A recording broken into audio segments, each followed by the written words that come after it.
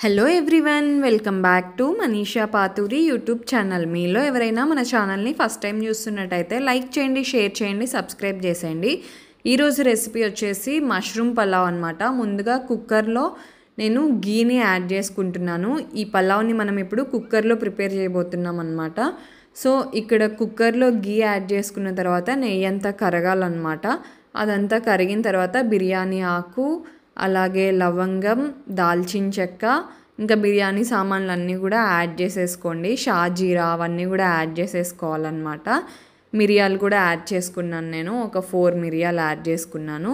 ఇవన్నీ యాడ్ చేసుకున్న తర్వాత పచ్చిమిర్చిని ఒక 4 యాడ్ చేసుకున్నాను, ఇలా మధ్యకి కట్ చేసుకొని. అలాగే ఇందులోకి ఇప్పుడు ఒక బిగ్ సైజ్ ఆనియన్ని ఇలా సన్నగా పొడుగ్గా కట్ చేసుకొని యాడ్ చేసుకున్నాను.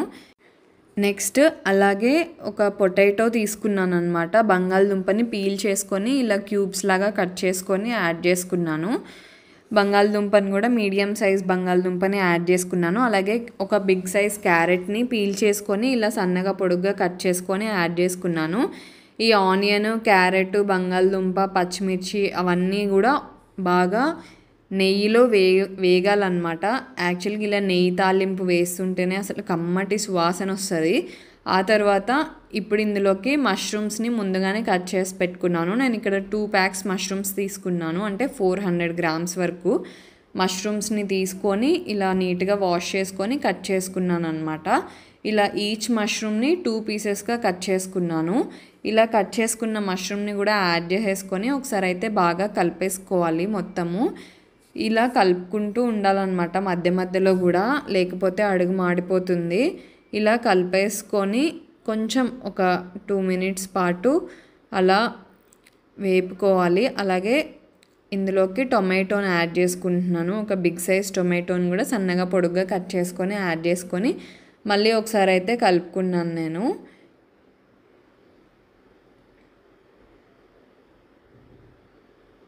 నెక్స్ట్ కుక్కర్ లిడ్ పెట్టుకుంటున్నాను. ఇక్కడ నేను విజిల్ పెట్టకుండా జస్ట్ లిడ్ పెట్టుకొని ఒక 2 మినిట్స్ పాటు ఉడికించుకున్నాను అనమాట. ఆవిరికి కొంచెం మష్రూమ్స్, ఇంకా క్యారెట్, పొటాటో అండ్ టొమాటో చూసారా ఎంత సాఫ్ట్గా అయిపోయిందో. అలా లిడ్ పెట్టుకొని విజిల్ పెట్టుకోకుండా ఒక 2 మినిట్స్ ఉడికించుకుంటే ముక్కలన్నీ కూడా సాఫ్ట్గా అయిపోతాయి అన్నమాట. అలా కొంచెం సాఫ్ట్ కుక్ అయిపోయిన తర్వాత ఇప్పుడు ఇందులోకి నేను దంచుకున్న అల్లం వెల్లిపాయ పేస్ట్ని యాడ్ చేసుకుంటున్నాను. ఇది నేను ఫ్రెష్గా ఇప్పుడే దంచుకున్నాను అనమాట. ఫ్రెష్గా యాడ్ చేసుకుంటేనే ఆ ఫ్లేవర్ అనేది చాలా బాగుంటుంది. అండ్ నెక్స్ట్ ఒక 1/2 స్పూన్ పసుపు, అలాగే ఇప్పుడే ఇందులోకి సాల్ట్ని కూడా యాడ్ చేసుకుంటున్నాను. మీరు రుచికి తగ్గట్టుగా యాడ్ చేసుకోండి. నేను ఇక్కడ 2 టేబుల్ స్పూన్స్ వరకు సాల్ట్ని యాడ్ చేసుకున్నాను. అలాగే కారంని కూడా యాడ్ చేసుకుంటున్నాను. ఒక 1.5 స్పూన్ వరకు కారంని అయితే యాడ్ చేసుకున్నాను. ఇవన్నీ యాడ్ చేసుకున్న తర్వాత ఒకసారి అయితే బాగా కలిసేలాగా కలుపుకోండి మొత్తం కూడా.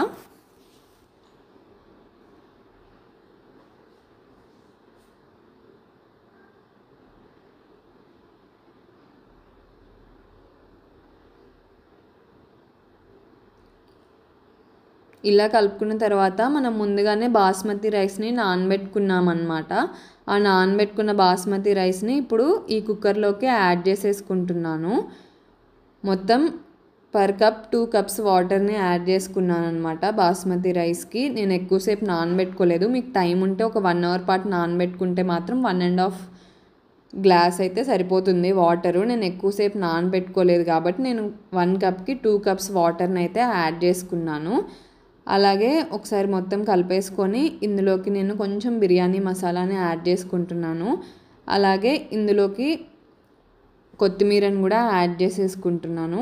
కొత్తిమీర కూడా యాడ్ చేసుకున్న తర్వాత మొత్తం ఒకసారి కలిసేలాగా అయితే కలిపేసుకోండి. సాల్ట్, ఇంకా కారము, బిర్యానీ మసాలా, కొత్తిమీర మొత్తం అన్ని ఇంగ్రీడియంట్స్ ఒకసారి మిక్స్ చేసుకోవాలన్నమాట. అలా మొత్తం మిక్స్ చేసుకున్న తర్వాత ఇప్పుడు నేను కుక్కర్కి లిడ్ పెట్టుకుంటున్నాను అనమాట.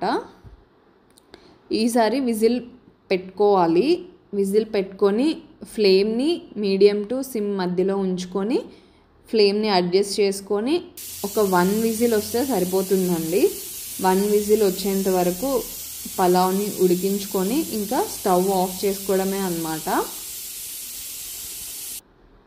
ఇంకా మొత్తం ప్రెజర్ అంతా పోయింది. ప్రెజర్ అంతా పోయిన తర్వాత నేను కుక్కర్ లిడ్ ఓపెన్ చేస్తున్నాను. చూడండి, మష్రూమ్ పలావ్ అయితే వేడి వేడి మష్రూమ్ పలావ్ సూపర్ ఉంది. టేస్ట్ అయితే అసలు చూస్తుంటేనే ఎంతో ఎమ్మీగా అనిపిస్తుంది, నోరు ఊరిపోతుంది అనమాట. చాలా పొడి పొడిగా వచ్చింది మష్రూమ్ పలావ్ అయితే. కంపల్సరీ ట్రై చేయండి. నేను దీన్ని రైతాతో సర్వ్ చేసుకున్నాను.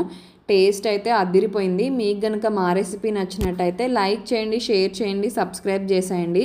Thank you for watching. మరెన్నో ఇంట్రెస్టింగ్ వీడియోస్ కోసం స్టే ట్యూన్డ్.